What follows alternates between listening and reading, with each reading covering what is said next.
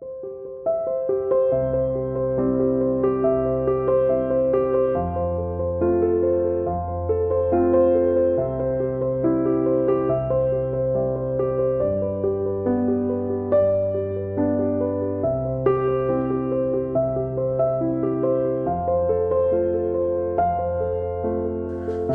this is Sense and Sage, a podcast by Dining in the Dark KL, where we will feature insights into dining without light, or rather without sight, matters related to blindness and visual impairment, while we talk about life.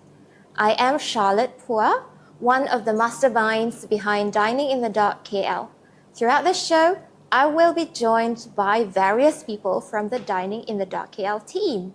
And occasionally, we will invite special guests onto Sense and Sage to explore topics close to their hearts or even their lives. And for our very first episode today, I'm glad to have with me Jonathan, the Supervisor of Dining in the Dark KL. Hello, Jonathan. Where are you? Hi. Okay, Hello, so good afternoon. good afternoon. So you see, I have to explain one thing, like a disclaimer. I'm totally blind, so that's why I'm like, when is Jonathan going to come in? And that was like, okay, so you are here. Yeah, I'm Okay. here. How are you today? I'm very good. Good, good. How about you? Nervous? Same. So very nervous, right? So can you introduce yourself briefly and what is your role at Dining in the Dark KL? Hi everyone. Good afternoon. Good afternoon. Well, we don't know when people will listen or watch this. So yeah, I think if it's at night you're watching this, then good night. No, not good night. That one's for sleeping. Okay. Yeah. Good evening. Good okay. evening. But yeah, generally this is we are recording in the afternoon. So good afternoon. Good It's afternoon. nice. Okay. Yeah. Okay. My name is Jonathan, and I'm working in Dining in the Dark for 3 years now, which is very exciting and a bit nervous because it's dark. But overall, it's all exciting. Okay. So what is your role? Okay, my role in Dining in the Dark, so I'm a supervisor in Dining in the Dark, yeah, for almost 3 years now, working with blind and partially impaired people. Partially sighted? Partially sighted, Yes. Yeah. Yeah. So you see, that's always an argument. Do you call them visually impaired? Do you call them partially sighted?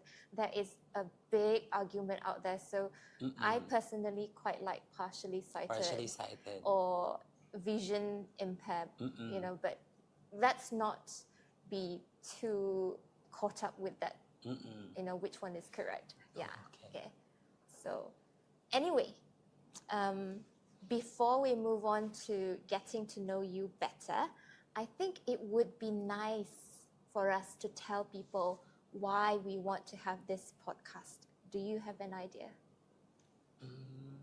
We have to show to our audience that Dining in the Dark is existed in the world, not only in Malaysia, but it's in different countries. Yes. Yeah. And then, yeah. Okay. I think for me, this will be a good platform to for the team to actually share with other people what is Dining in the Dark KL about. Because a lot of people think, oh, it's just a restaurant and it's just about eating your food in darkness, but actually it's more than that. And then I was also thinking that their experience working here, like your experience. So we will talk about that later. And for others to know about our team, the people behind Dining in the Dark KL, and it's, not just the food. Of course, our food is nice. Yeah. Yeah. Our food is nice. It's very nice. Okay. For those who have been here, you can attest to that.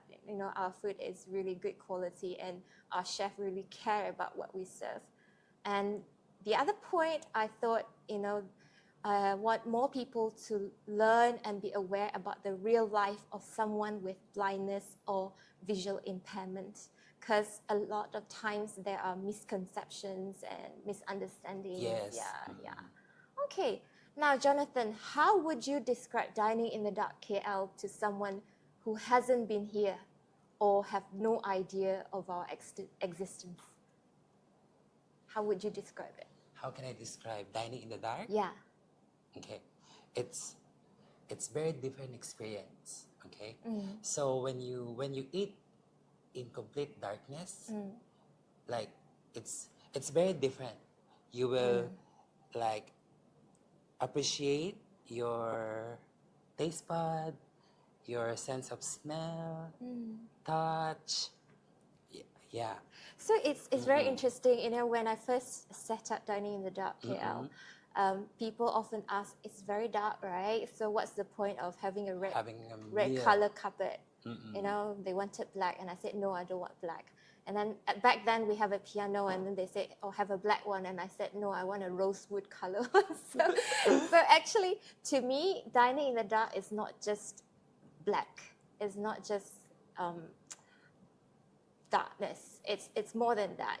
And actually, I was thinking this is an experience where it is very all-encompassing. So we are talking about every different senses that we have, all the senses that we have from the time we arrive. So maybe you can tell me the example. So in the sense of sight, what do you see when you arrive at Dining in the Dark KL? The first thing that I see when I arrive dining in the dark KL is the dark. Is the dark really? Yeah. From outside is the dark? Okay. Okay. How would you Outside is like I see the dim lights. Okay. Dim lights make me feel relaxed, All right. comfortable. All right. That's very interesting. Mm-mm. Okay. And then when I enter to the dark, then all is pitch dark. Yeah. Let's talk about just when you arrive. So from you arrive outside, and then you come, and then you are greeted by the host. So what kind of sight that you have in terms of the sense of sight? What do you see? Because I'm blind, so for me, other senses, I will pay more attention to it. But for you, as a person who can see, what greets you? Okay. So when you enter to dining in the dark, first it's very mysterious. You will see a lot of candles. Okay. Candles. Tables and chairs, and bars. They have bars. Okay. Yeah, they have like different kind of Okay. spirits. Right. Yeah. Exciting. So other than that, we have the sense of sound. So this one I quite like because the moment you step in, it's like going into a different zone. It's much quieter. And then the moment you enter into this reception area of Dining in the Dark, then you are greeted by soothing music, very relaxing soothing music. Soothing music. Yeah. So I think we also pay a lot of attention in setting that up. How about smell? Okay. You will smell a mysterious scent, which is you have to guess what kind of scent. Really? That we use. Okay. Have you ever asked the guests? Yes. Really? Yes. Wow. Okay. Because this is something that when I first set this up, we haven't ventured into this, but I'm glad that now we have this sense of smell right from the point that you arrive into Dining in the KL, because it really gives you that how do I put it? That sense of I have entered into a very different space, and we are quite particular about what kind of scent we choose. Okay, let's move on, because the other thing that I know that when people arrive is you serve a mystery drink, right? We serve a mystery drink, and that is the sense of taste. Yes, correct. Yeah, so that one will ask them to guess what's the ingredients in the drink. How about the sense of touch? Sense of touch? Yeah, what happens? Okay. So sense of touch, they will give you a puzzle, which you have to wear a blindfold. Okay, you have to wear blindfolds, and then you have to fill in the shape. So you really have to touch it, right? Yes, correct. Yeah. Interesting, right? So I hope that makes people like more, all of you, audience or listener or watching this podcast will be interested to find out.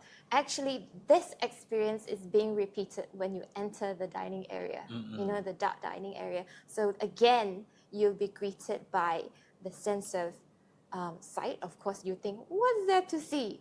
You'll be surprised because despite being very dark, actually it also triggers something that your mind might think, oh, this is red, this is green, or this is yellow or orange or something like that. And then you have the sense of sound, the sense of smell, and the sense of taste and touch again. So very interesting. Okay, enough about dining in the dark KL. Now we want to talk about you. Okay. I'm very nervous now. Well, they are not personal questions. Well, maybe a Okay. little bit personal. Personal. Okay. So Let's start. Okay. Okay. Are you afraid of the dark? Okay. Truthfully. Truthfully, Yes. no. Really? I'm not afraid of the dark. Oh. Instead of saying afraid, it's like I'm more exciting like that. Really? Yes. Oh, So I'm not okay. scared of the dark. I'm not claustrophobic also. Oh, okay, that's good. Yes. Okay. So, yeah, so I'm not afraid of the dark. So what would you say to someone who is afraid of the dark and they want to try dining in the dark? What would you say to them? Okay. First, don't think that you are scared. You think that this experience is fun and exciting. Yeah. And Don't think yeah. it's scary or afraid. Yeah. You should say like it's more exciting. And it's more about the possibilities and Yes, correct. discoveries, right? Okay, next.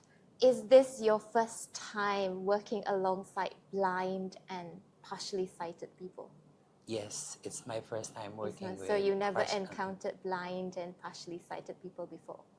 I encountered before, but I don't work with them. Right. So what was your encounter like before you joined Dining in the Dark KL? Like, what was your experience coming into contact with, people who are blind or partially sighted?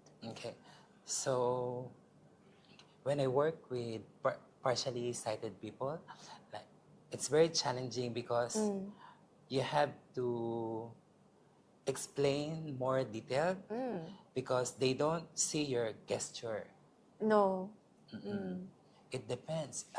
It depends on how you explain to them. You should like very detailed, Right. very detailed. Yeah. Yeah, because they don't see your face reactions, No. your gesture. Yeah.